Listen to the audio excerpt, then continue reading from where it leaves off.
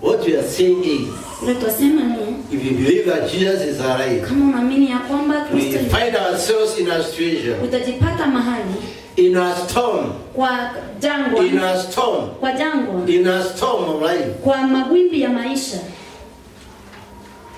We can call upon him confidently and relax after telling him, Lord, save us.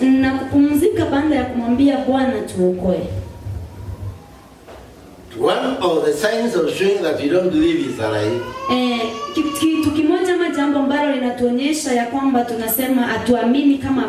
the things that we do. There are times when we are in trouble, especially sicknesses, and after doing all that we could do, after seeing the doctors and the problem is not going away, after praying and the sickness is not going away, close friends come and tells you there's something else somewhere you can go. Kuna mahali pengine unaweza enda. Kuna mtu fulani tu tukatafuta ndiye atatusaidia. Kuna kitu hapa. Kuna kitu hapa. Kuna kitu hapa. Kinahitaji msaada kutoka kwa ulimwengu mwingine. Showing that you are saying Jesus has been unable. Kumaanisha ama kuonyesha ya kwamba unasema Yesu ameshindwa. Hallelujah. Amina. But the scripture says very clearly that Jesus rose from the dead. Lakini maandiko yasema vizuri sana ya kwamba Yesu Kristo alifufuka kwa kutoka kwa. Today I wanted to share a few thoughts. Leo nilikuwa nataka kugawanya nanyi mawazo. The evidences of the resurrection of Christ. Yanayoonyesha uhakika wa kufufuka kwa Yesu Kristo. Because if you are able to comprehend that is risen, maana tunaweza kufikiria ama kuwaza ya kwamba na kuona alifufuka. Then we are confident. Alafu tuna ujasiri. In whatever situation you are in. Kwa hali yoyote ambayo tuko ndani. Even if we die. Hata kama tutakufa. We shall die because he has allowed us to die. Tutakufa kwa sababu ameturuhusu sisi tufe. Hallelujah. Amina. If we remain poor, kama tutaishi kuwa maskini, we shall still rejoice in our poverty. Tutafurahia umaskini wetu. Because we shall believe. Kwa maana tutaamini. He is aware of our state of poverty. Anajua hali yetu ya umaskini.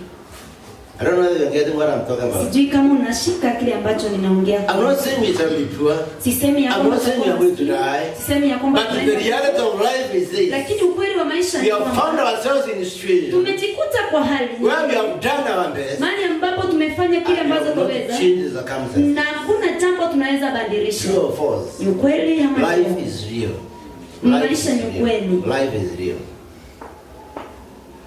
But lakini I want us to come to a point nataka sisi tufike mahali where we need to believe, accept mahali ambapo tunastahili kuamini na kukubali ya kwamba Yesu yu hai. And once you believe that, na utakapoamini jambo hilo, if it is pain, you suffer it in peace. Kama ni uchungu utaangamia kwa ile uchungu kwa amani. If it is lack, you lack in peace. Kama ni kukosa utaendelea kukosa kwa amani. Because you know, maana unajua he is alive, yeye yuko hai, he is around, he is able, hapo pamoja nawe anaweza, anapenda, it's only that you don't understand why. Ni vile tu hauelewi ni kwa nini.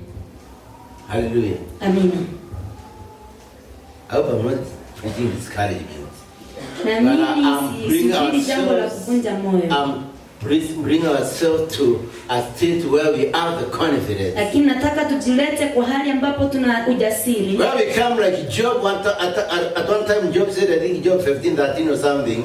Mahali tutafika kama Ajubu, tuseme kama vile Job was so persuaded of the goodness of God. Yani Ajubu alikuwa anahisi ndani yake sana ya kwa uzuri wa Mungu. He was so persuaded of the power of God. Alikuwa anajua nguvu za Mungu. And as he was going through his struggles, na alipokuwa anapitia shinda zake mingi, actually he said, though you slay me, O God, yet will I trust in you. Kwa kweli alisema hata kama utanichinja Bwana nitaendelea kuamini. Though you slay me, Lord, yet will I trust in you. Hata kama utanichinja Bwana nitaendelea kuamini. I remember what the Bible says in Revelation. Ninakumbuka vile maandiko yanasema katika kitabu cha Ufunuo. It says, hold to your faith. Inasema shikilia imani yako. To your death. Hadi kufa kwako. You need be. Kama itawezekana. Hallelujah. Amina. It's a message of encouraging us to hold on. Hiyo ni jumbe ya kututia moyo tuendelee kushikilia. Knowing that what is happening, tukijua ya kwamba kile ambacho kinatendeka is within the eyes of the one whose idea life was. Kiko katika macho ya yule ambaye wazo lake la kuishi lilikuwa naye. We shall not suffer with bitterness. Hatutaangamia na mchungu. We shall not suffer with murmuring. Hatutaangamia na kunung'unika. We shall not lack with resentment. Hatutakosa. We shall do exactly what Paul talks about in 1 Thessalonians chapter 5 verse 18. Tutafanya lile ambalo Paulo anasema kwa kitabu cha Thesalonia wa kwanza 5 verse 18. 5:18. In everything give thanks. Kwa kila jambo shukuru Mungu. In everything give thanks. Kwa kila jambo toa shukrani. For this is the will of God in Christ Jesus concerning you. Maana haya ni mapenzi ya Mungu kwa Kristo Yesu. We are not giving thanks because we are suffering. Atupatiani shukrani maana sisi tunaangamia. But we are giving thanks because we know him to whom we belong is able to deliver us. Lakini tunatoa shukrani maana tunajua ambaye sisi yule ambaye ndiye tunaamini ana uwezo wa kutusaidia. God want to bring us to the point. Mungu anataka kutufikisha where we recognize that he is the idea behind life. Wakati ambapo tutajua ya kwamba ni yeye ako na wazo la kuishi kwetu. And he is in the control of this life. Na ni yeye ambaye anaongoza haya maisha. And we want us to release that life to him. Na nataka tuachilie haya maisha kwake. And at times, na kwa muda mwingine, you come to discover, utakuja kuelewa, God always, most cases, comes at the right hour. Ya kwamba kila wakati mambo mengine utendeka kwa masaa the 11th hour. Wakati wa mwisho comes at the 11th hour. Inafika wakati wa mwisho. When we surrender ourselves to him. Tunapojipeana kwake. When we recognize life belongs to him. Tunapoelewa ya kwamba maisha and we give ourselves to him. Na tujipeane kwake. At that particular time. Kwa wakati huo. He intervenes for his own glory. Ni yeye anaingilia katika utukufu wake mwenyewe. Show that he is God. Ili ya kwamba jionyeshe ya kwamba yeye ni. For example.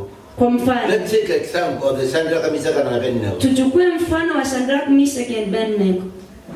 Why did God have to wait? Ni kwa nini Mungu aliamua kungojea? For them to go through trials. Wao wapitie majaribu. Up to the point of being thrown into the fire. Hadi wafikishe kiwango cha kurushwa kwa moto. And then shows up. Alafu anajitokeza. The idea of life is God. Wazo la kuishi ni Mungu. Take it from me. The idea of life is God. Wazo la kuishi ni ama wazo la uhai ni Mungu. And what we are needed to do, na kile ambacho tunastahili kufanya, to accept the Lord, ni kukubali Bwana and decide we want to live for him. Na tuamini ama tuamue tunataka kumuishia. Shadrach, Meshach and Abednego said, Shadrach, Meshach na Abednego walisema, okay, Nebuchadnezzar, take it this way. Take it this way. Chukua jambo hili hivi. Our God is able to deliver us. Mungu wetu ana uwezo wa kutukomboa. But even if he doesn't deliver us, lakini hata kama hata tukomboa, we shall not bow. Sisi hatutakuinamia. I believe the Lord allows us to go through some of these things. Ninaamini ya kwamba Mungu ametukubalia tupitie mambo kama haya. haya. He may give a testimony. Ili atoe ushuhuda. A witness. Ya ushuhuda. That he is in control. Ya kwamba yeye ndiye anaongoza. Jesus is alive. Yesu yu hai. How do I know he is alive? Niache ninajua ya kwamba. What evidence we have in the scripture that he is alive? Mambo gani yananionyesha kwa Biblia ya kwamba yuko hai? We have Psalms 16 verse 10. Zaburi 16 fungu la 10.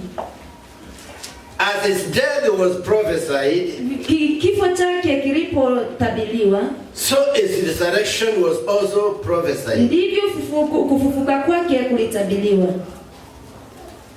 Last Sunday, Jumapili iliyopita, and on Friday, na Ijumaa, we saw the process of God's salvation. Tuliona njia ya kuokolewa kwa Mungu. The program of God, mipangilio ya Mungu, of salvation for mankind. Ya kuokoa mwanadamu. Prediction of the birth of Jesus Christ. Kutabiriwa kwa kuzaliwa kwa Yesu. Prediction of who will give birth to him. Kuonyeshwa kwa yule ambaye atazaa. Prediction of where he will be born. Kuonyeshwa kwa mahali atazaliwa. Prediction of when he will be born. Kuonyeshwa kwa mahali atazaliwa. And we saw all it come true. Na And that's why we said in John chapter, when he said it is finished, he said it's with chapter what? Aliposema imekwisha, alisema fungu gani ama sura gani? John 19:30. Yohana 19:30. It is finished. Yamekwisha. When he said it is finished, aliposema yamekwisha, he died. Alikufa. How could he say that it is finished? Ni aje angesema And yes, he has led into death. Na bando akoka kwa kifo. Jesus knew his work as far as suffering for mankind is concerned. Yesu alijua kifo chake hata kama kuhangaika kwa was only up to the point where he obeys, up to the point of crucifixion. Ilifika mahali pa kusurubishwa. And once he committed his faith to the Father, na alipopeana imani yake kwa Baba, the rest is in God's hands. Yote ama mengine yako mikononi mwake. But he was very sure. Lakini alikuwa na uhakikisho. Because the Father had already said earlier. Ya kwamba Baba, kwa maana Yesu alikuwa ama Baba alikuwa amesema hapo awali. My body to the grave. Yeye hata achilia ama hata achia mwili wangu kwa kaburi. He was dying because he knew he would rise. Alikuwa anakufa maana alijua ya kwamba atafufuka. He was dying because he was confident that he will not rot in the grave. Alikufa maana ama alikubalia kufa maana alikuwa na ujasiri ya kwamba hataozea. I'm bringing a present to ourselves. Na ninaleta ujumbe kwetu. We can bear pain in the name of the Lord. Tunaweza pitia uchungu kwa jina la Yesu. We can bear ridicule because of the name of the Lord. Tunaweza pitia kunenwa vibaya kwa ajili ya Mungu. Because we know at the end of the day, maana tunajua mwishowe, we are more than conquerors. Sisi ni zaidi ya washindi na Kristo Yesu. At the end of the day, mwisho wa siku, we are the victors. Sisi ni washindi. Victory in defeat. Ushindi kwa kushinda. Victory in defeat. Ushindi kwa kushinda. Victory in defeat. Ushindi katika kushindwa. Hallelujah. Amina.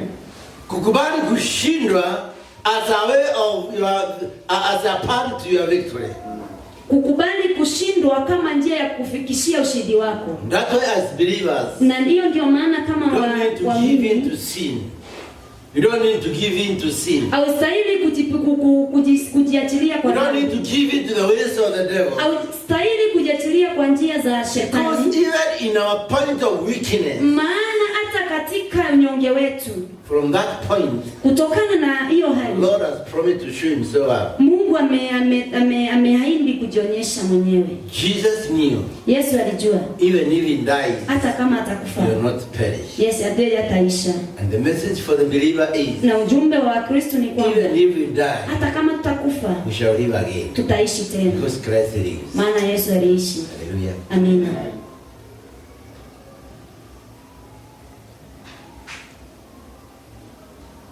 Prophetically, he was not to die. Kwa unabii hakuwa hafe. Jesus himself, Yesu mwenyewe, testified, alishuhudia that he will die anyway. Ya kwamba angekufa tu. His death was not by accident. Kifo chake hakikuwa kwa ajali. It was not accidental. Haikuwa kwa ajali. He told his disciples, aliambia wanafunzi wake, that he's going to die, ya kwamba anaenda kufa, and on the third day he will rise. Na siku ya tatu atafufuka.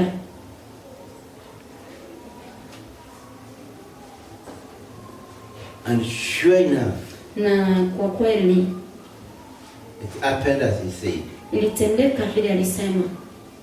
He said not a single word. Alisema hakuna jambo that he had spoken that will not come to be ambalo alikuwa amenena ambalo halitakamilika. Jesus was not dying blindly. Yesu hakuwa anakufa kwa kiajali. He was walking with a purpose. Alikuwa anatembea kwa He was walking with a destination. Alikuwa anatembea na he told the disciples, aliambia wanafunzi, the Son of Man must die. Mwana wa mtu ni lazima He must be rejected by the leaders. Lazima akataliwe na watu. He must suffer. Lazima angaike. Put to death. Na afe. And then that day he rise. Na siku ya tatu atafufuka. Hallelujah. Amina. Jesus was not on a trial and error program. He was not on a trial and error program. He was kind of carrying out a program. Yeye alikuwa ni mtu ambaye kuendeleza mpangilio fulani. And he could see. Ambayo mwisho wake alikuwa anaona. And sure enough, he rose from the dead. Na kwa kweli alifufuka kutoka kwa wafu. How do we know? Nianze twajua. He died. Alikufa. And he rose from the dead. Na kufufuka kutoka kwa wafu. A story is given in the book of Matthew. Hadithi imepeanwa kutoka kwa kitabu cha Mathayo. I thank God for the way the Bible writes everything. Nashukuru Mungu kwa vile maandiko ama Biblia inaandika kila kitu. After the Jews accused him, baada ya Wayahudi kumstaki, rejected him, wakamkataa and condemned him to death, na wakamstaki hadi akakufa, and they said, na wakasema they wanted Barabbas, yeye walitaka Barabbas instead of Jesus Christ, kwa badala ya Yesu Kristo.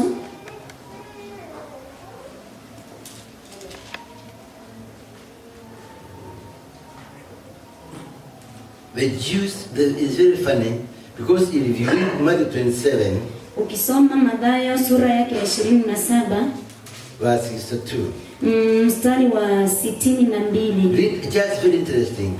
Ni ya kufurahisha sana. The next day, the one after the preparation day, the chief priests and the Pharisees went to Pilate. Kisha kuhani mkuu akasimama akamwambia, Sir, they said, we remember that while he was still alive, that deceiver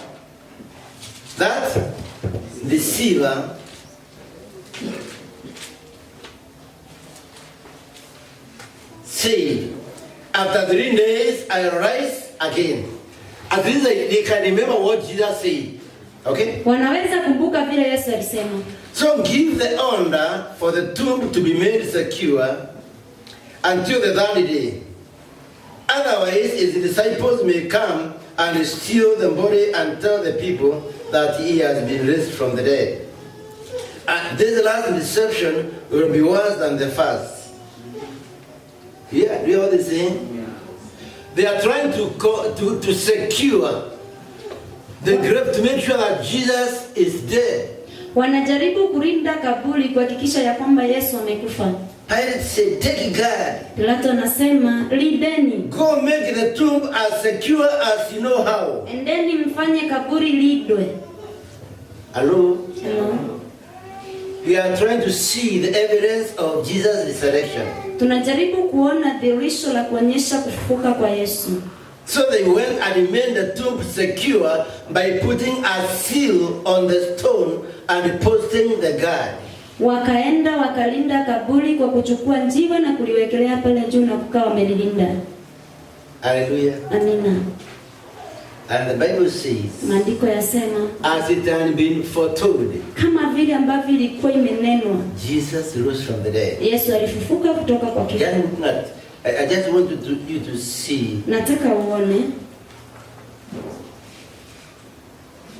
chapter 28. Sura yake ya 28.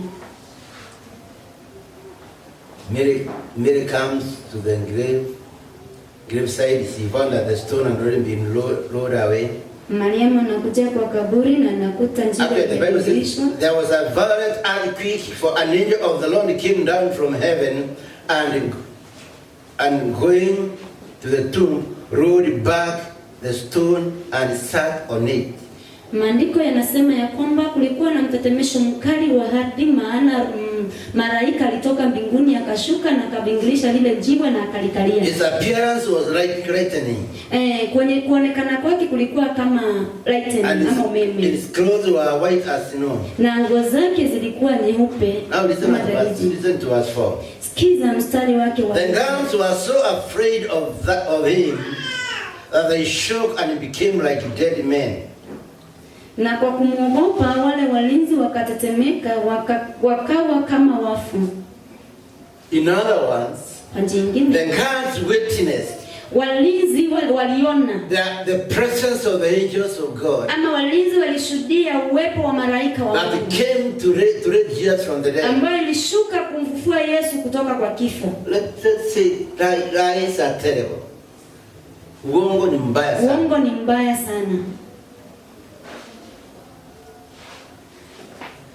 Look at verse 11 of chapter 28. Angalia fungu la 11 la sura ya 28. These Pharisees, priests and killers of Jesus were fighting a losing battle, a futile fight. Hao Wafilisti ambao walikuwa wanapigana na Yesu walipigana nao lakini walishindwa.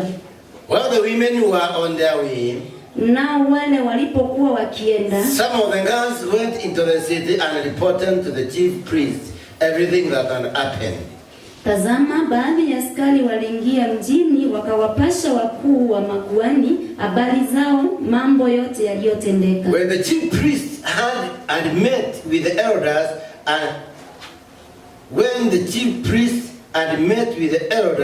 and devised a plan, they gave the soldiers a large sum of money. Corruption has not started today.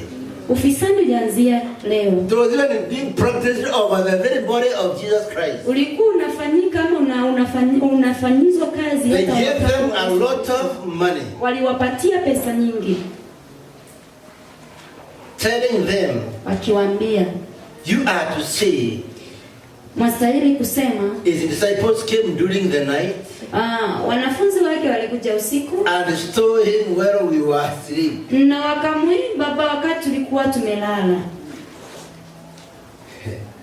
You remember chapter 27?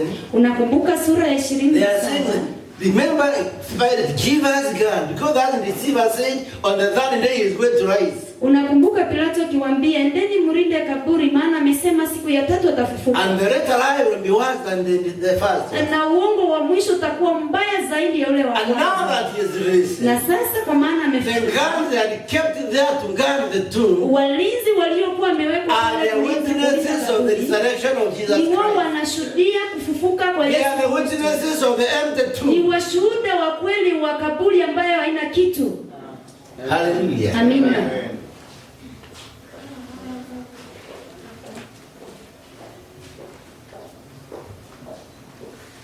And they said, wakasema, we witnessed it. Tulishuhudia. And if this report gets to the governor, na kama hii habari hii itafikia mkuu, we will satisfy him, tutamwambia, and keep you out of trouble. Na tuwaweke kando ya shida. So the soldier took the money. Kwa hivyo askari walichukua pesa and did as they were instructed. Na wakafanya kulingana na vile waliambiwa. Can you imagine? Can you imagine an askari seeing all that he saw and denying the resurrection of Jesus Christ and saying he takes the money and he false witness? Askari aliona chochote ambacho kilitendeka kuhusu kufufuka kwa Yesu na anachukua pesa ili aseme uongo. But I thank God. Because the Bible does not hide anything. Maana maandiko hayafichi chochote. And it says, anasema, and this story has been widely circulated. Na habari hii among the Jews to this very day. Ili sambazwa kwa Wayahudi. Which story was being circulated? Ni habari gani ilikuwa inasambazwa? Let's listen a bit. Which story was being circulated? Hebu tujaribu kuwaza ni habari gani ilikuwa inasambazwa? Which story is being circulated? Ni habari gani hii inasambazwa? I tend to think number one, the story is going around that Jesus has risen from the.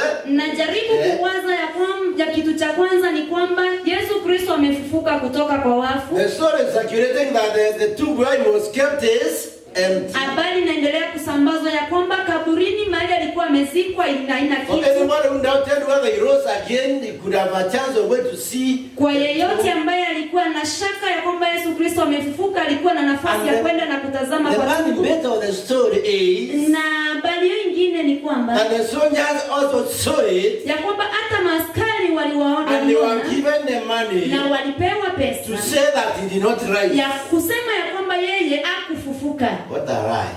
Ni uongo aina gani huu? Hallelujah. Amina. The empty tomb. Kaburi ambayo ilikuwa na kitu. Empty tomb. Kaburi ambayo ilikuwa haina kitu. Evidence. Ni dhihirisho. Evidence of the resurrection of Christ. Ni dhihirisho la kufufuka kwa Yesu. But let me say this. Kini acha niseme hivi. Resurrection was not an easy job.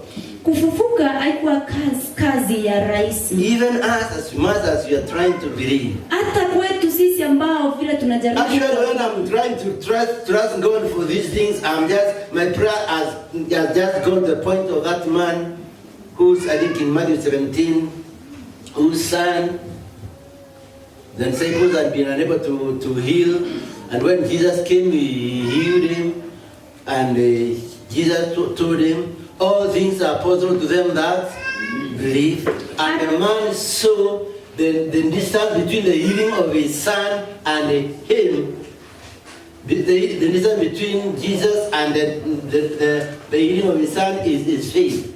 And the man didn't know how to believe. Na yule mtu hakujua vile ataamini. And this prayer he prayed, and I keep on praying this prayer so many times. Na hili ombi aliomba na ndilo anaendelea kuomba na nimekuwa nikiomba kwa muda mrefu. Lord, I believe. Bwana ninaamini. Bwana ninaamini. Lord, I believe. Help me believe. Bwana ninaamini. Let's come to the story of Thomas. Tuje kwa habari ama ujumbe wa Thomas. I mean, the name Thomas is called Doubting Thomas. Jina la Thomas linamaanisha ya kwamba jina la yenye shaka. Na linachukuliwa kwa jambo ambalo si zuri. Maana Thomas alikuwa na shaka ndani yake kuhusu kufufuka kwa Yesu. How many people are called Thomas in this house? Na ni watu wangapi wanaitwa Thomas kwa hii nyumba? Nobody. How many people are called John? Ni wangapi wanaitwa John ama Joanna?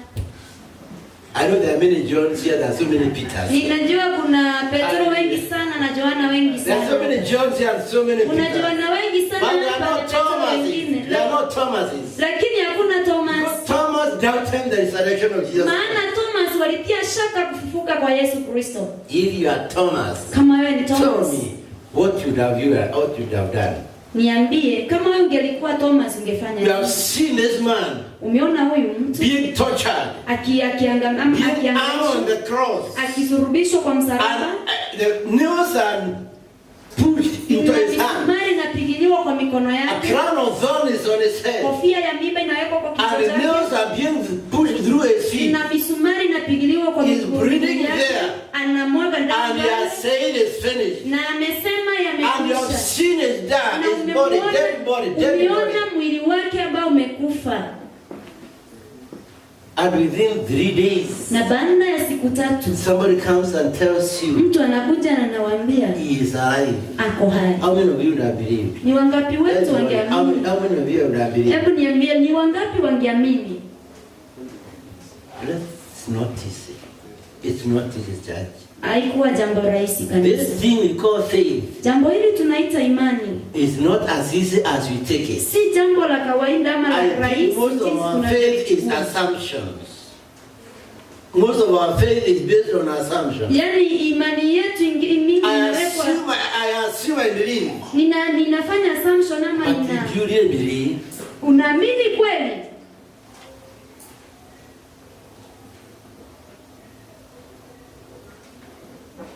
me, I have no problem with Thomas. Mimi sina shinda yoyote na I think I would have believed like him there. Naamini ya kwamba pia mimi ningefanya kama yeye tu. But I'm glad because I'm learning from Thomas. Lakini nafurahia maana ninasoma kutokana na yeye. Hallelujah. Amina. Thomas doubted on my behalf so that I can believe. Thomas alitia shaka kwa niaba yangu ili niweze kuamini. Hallelujah. Amina. Thomas anasema, unless I put my finger, angalau niweke kindole changu kwa mahali ambapo alikuwa amedungwa and touch his heart, na niguze, I will not believe. Mimi sitaamini.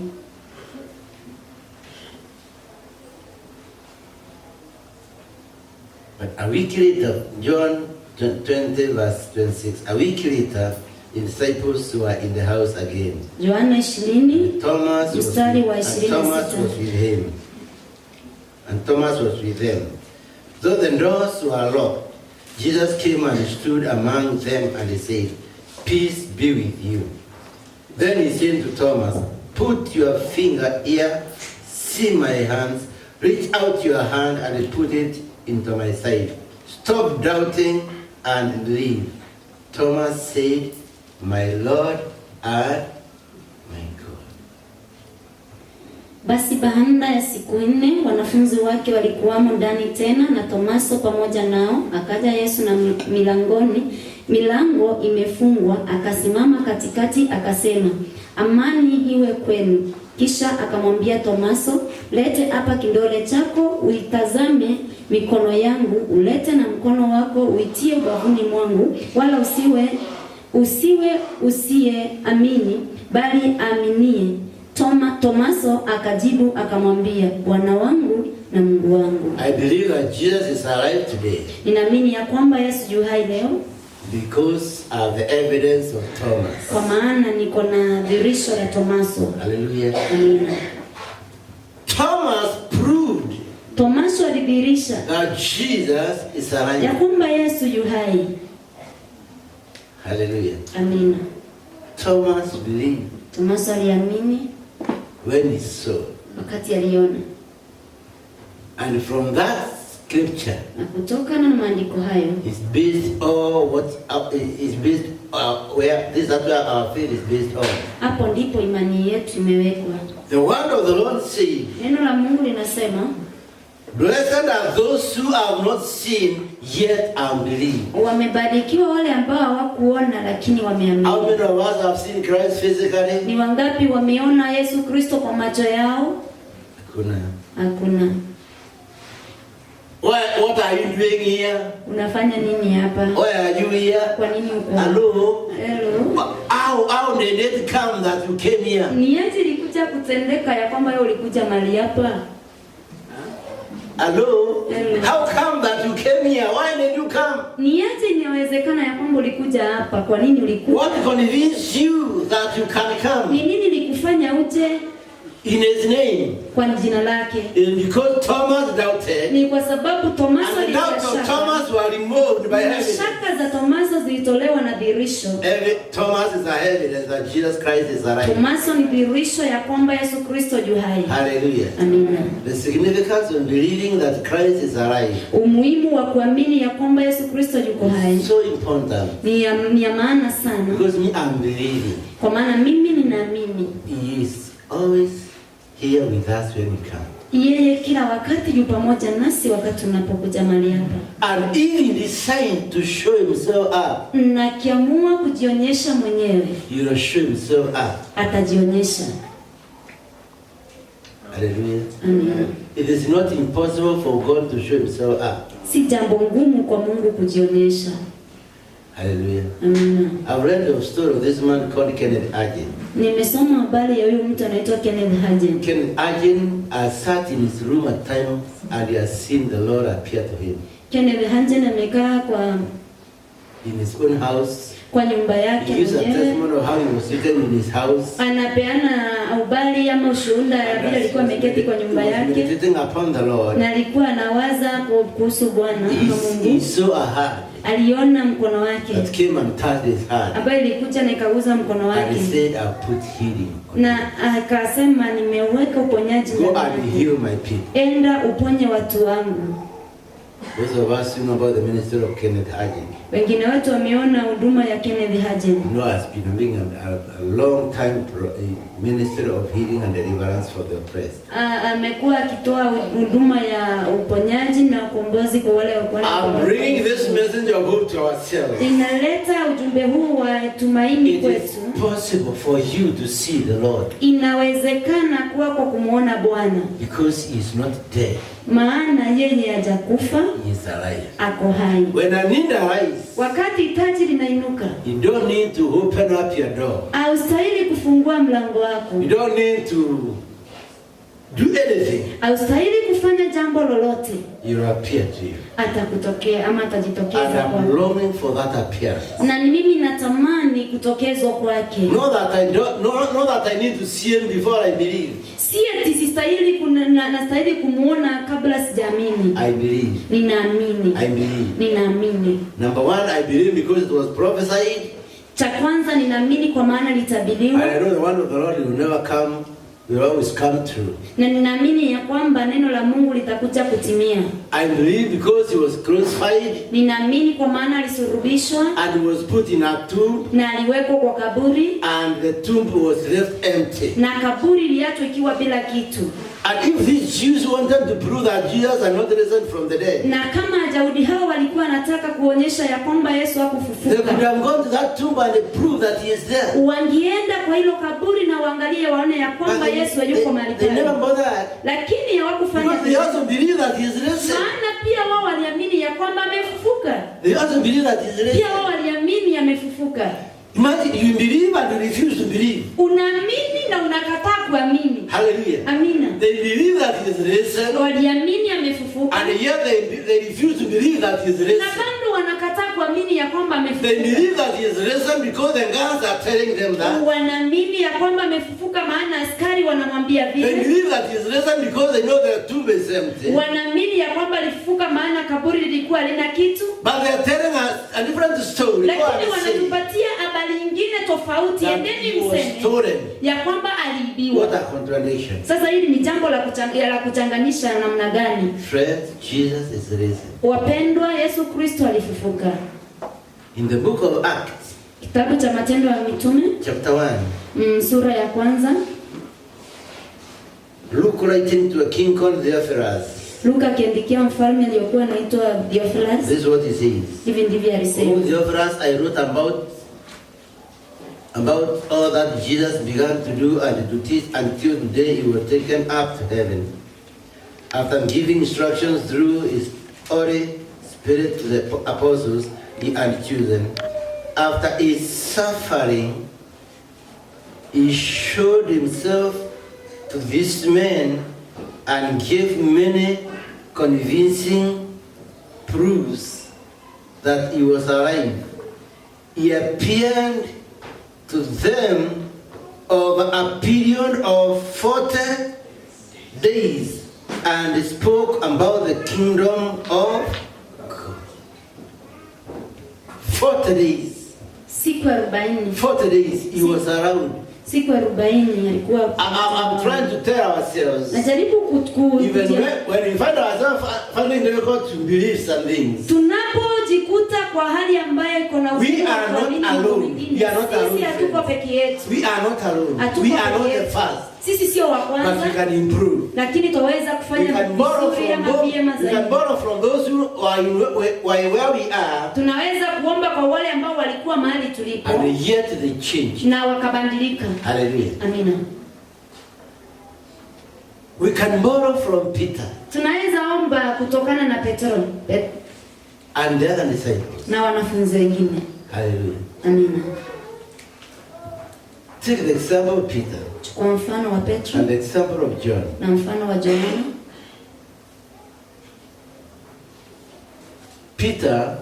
Petro, at the trial, Jesus Christ denies him and he curses him.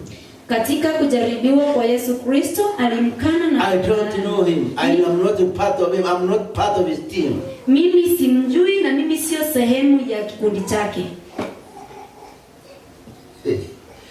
But lakini in John 21, Yohana 21, Jesus appeared to Simon Peter. Yesu anajitokeza kwa Simon Petro. He talked with him. Anamuongelesha. After feeding Peter with fish again. Baada ya kumpatia Petro samaki tena. And giving him instructions. Na anampatia mawaidha. Acts chapter 2. Matendo ya Mitume sura ya 2. You see Peter standing up in defense of what had happened on the day of Pentecost. Unaona Petro anasimama kusema kile ambacho kilitendeka siku ya Pentecost. From there they are arrested. Kutoka pale alishikwa. Put in prison. Akawekwa gerezani.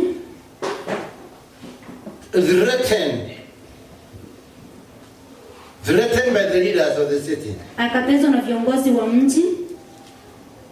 And told they should not talk about the Christ again. Na akaambiwa astahili kunena ama kuongea kuhusu Kristo tena.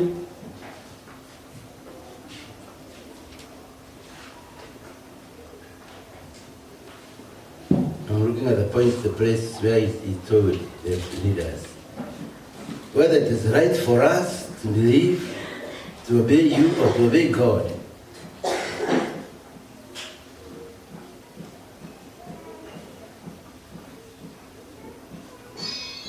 I'm looking at Acts chapter 4 verse 18. Matendo ya Mitume 4:18. Then they called them in again and commanded them not to speak or teach at all in the name of Jesus.